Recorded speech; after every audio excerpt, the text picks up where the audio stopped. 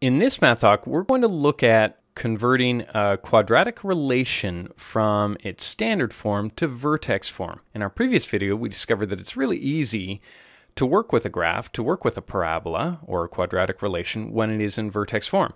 But we aren't guaranteed to be given a quadratic relation in that form. We might get it in standard form.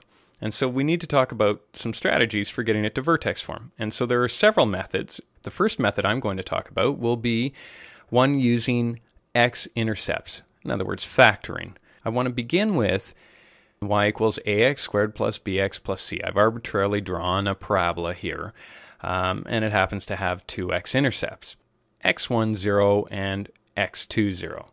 Now, if that's the case, that would imply that the parabola itself could be factored to be in some sort of form like this. Y equals a, x subtract x1, bracket, x subtract x2.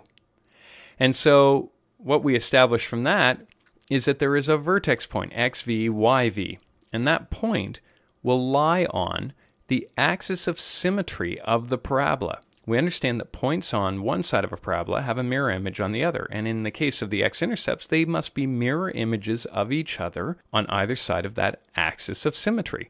So we understand that that distance has to be the same. Well, using that fact, we should be able to come up with the x-coordinate of the vertex.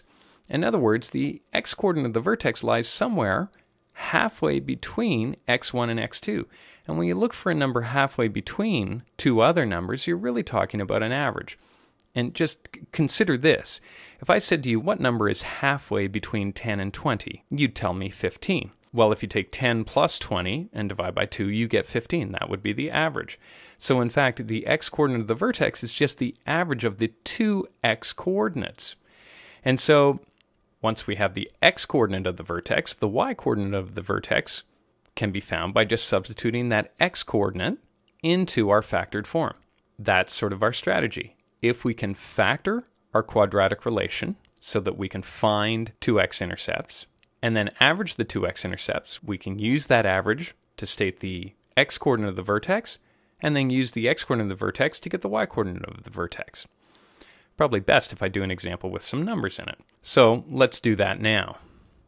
Looking at y equals 2x squared minus 16x plus 24. I'll write y equals 2x squared minus 16x plus 24. I will common factor to get 2 in brackets x squared minus 8x plus 12, and then I'll factor the x squared minus 8x plus 12 to be 2, x subtract 2, x subtract 6. At that point, if I set y equal to 0, I will get that x is equal to 2 or x is equal to 6. And those represent my two x-intercepts, 2, 0, and 6, 0. Well, I said in order to get the x-coordinate of the vertex, all we need to do is average the two x-intercepts. So the x-coordinate of the vertex is 2 plus 6 divided by 2, which is 4. And then the y-coordinate of the vertex, I will substitute that 4 into the factored form of my quadratic relation. And I get the y-coordinate of the vertex is negative 8. And sure enough, that point located on my graph is 4 and negative 8. To finish off the question, I can write with my 4 and my negative 8 the vertex form of the parabola, knowing that I have the stretch factor of 2 from the original equation. And so I get y equals 2x minus 4 squared subtract 8. Now in the next one, you may want to try this yourself. I'll give you the equation. You can try it and then check my solution as I go through it. So, going with y equals negative 1/4 x squared, subtract 5 over 4x plus 7 over 2, the procedure is going to be the same. Now, I know it might be a little intimidating with the fractions, but it's actually not as hard as you might think. Looking at y equals negative 1/4 x squared, subtract 5 over 4x plus 7 over 2, I'll common factor the negative 1/4 out of all three terms, and so I get negative 1/4 x squared plus 5x minus 14. That's actually easily factorable now. It becomes negative 1/4 x plus 7, x subtract 2. The zeros, or the x-intercepts, will be negative 7 and 2, so I can place those on my curve. And then I just have to take the average of those to get my x-coordinate for my vertex, and that would be at -5/2. Substituting that back into the factored form, it's a little bit messy, but it does clean up a little bit. You'll notice that it becomes -1/4 times 9/2 times -9/2, a little over 5.